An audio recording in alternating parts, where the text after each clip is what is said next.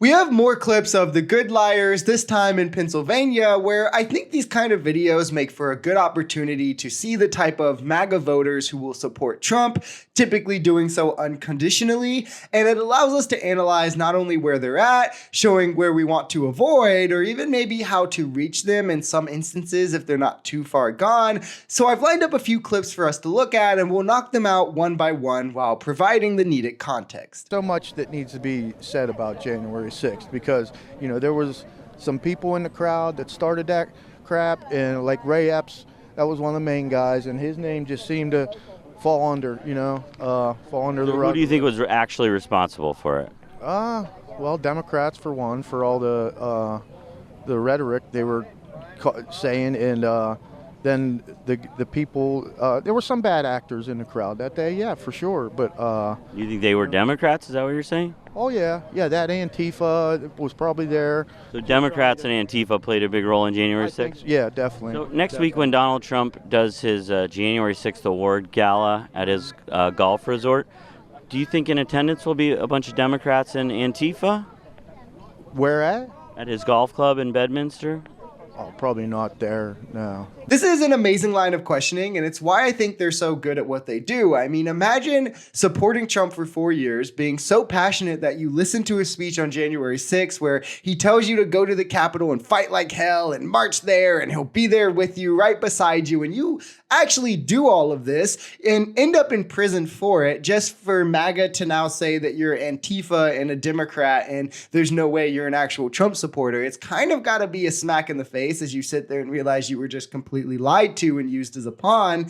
And also, Ray Epps is a nothing burger. He's an old man who the day before was yelling like, yeah, let's go into the Capitol, and seemed hyped up. But it seems on the day of, he was kind of flabbergasted, so to speak, of what was going on, as all the clips on January 6th, he's trying to calm people down and stop them from being so crazy. And it's known that the biggest planners behind January 6th were the Proud Boys, hence why they got charged with seditious conspiracy, which the Proud Boys are a far-right group, not that different from the current state of MAGA. It's another instance where Trump incited some criminal activities. Crazy MAGA right-wingers carried out said activities, storming in and damaging the Capitol, threatening Mike Pence, doing so with weapons, delaying the peaceful transfer of power. And rather than take any accountability, instead of placing blame on Trump where it should be, which MAGA absolutely cannot do in any instance, they still just try to go ahead and blame it on Democrats and other people in any way that they can. You believe that Kamala Harris flip-flops on a lot of things? Yeah, definitely. So Donald Trump said he was going to be great for women and their reproductive rights, but he also helped overturn Roe v. Wade and said he was proud of that. Do you think he flip-flops? Not really, no. Trump flip-flopped on marijuana legalization. He, as president, took away guidelines that prevented prosecution. Now he says he's for it being legalized. He enacted legislation that took $700 million a year in tips from servers, allowing their bosses to keep them. Now he says he'll do no tax on tips. Women's reproductive rights is an obvious one. Like, the list goes on. I mean, he changed like the wind, and that's because he allows his policy positions to be bought and paid for. And that's not a controversial statement. He brags about it, brags about the oil lobby paying him, and he'll let them do whatever he wants. Same with Miriam Adelson. Yet we're supposed to believe that calling Kamala a flip-flopper is some gotcha attack on her, who is actually sticking to the values, but understands that politically you have to achieve these things through different legislative avenues than maybe she first thought. I feel it's compromising any country that they're So doing. the things that these people have said over the past few years have gotten you to question whether or not And the to election look was into fair. it more absolute. Well, I actually had a sense of that anyway. But if they say over and over and over the election was stolen, it's kind of natural that people would start to believe it. Possibly for some, yes. But then But the next those of question us- would be, what is the hard evidence that this is the case? You would want to see that. But there's often been hard evidence in the past several years, that hard evidence about things, but yet people still... Like what? No, With voting? Like what? Like people push a lie. But like And what with the voting? If you push the same lie enough, people will believe it. That's what I'm saying to you. Just like those felony things and whatnot. No, but that's what I'm saying to you. I'm saying if they push the lie enough over and over and over again, it sounds like you believe the election was stolen, but you don't have any evidence.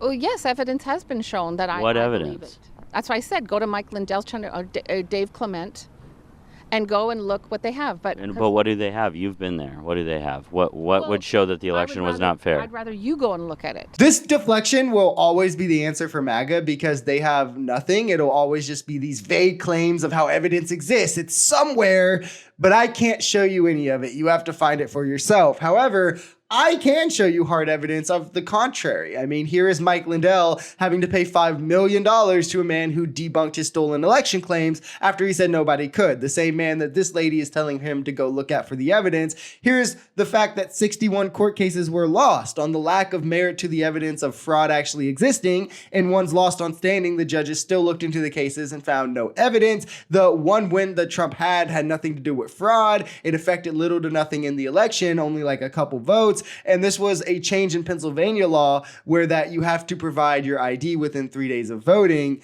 And here's a list of people in the Trump administration, so Republicans, not those sneaky Democrats who told him there was no substance to his claims, essentially that he was lying. So not only did Trump spread false information, but he did so knowing it was a lie.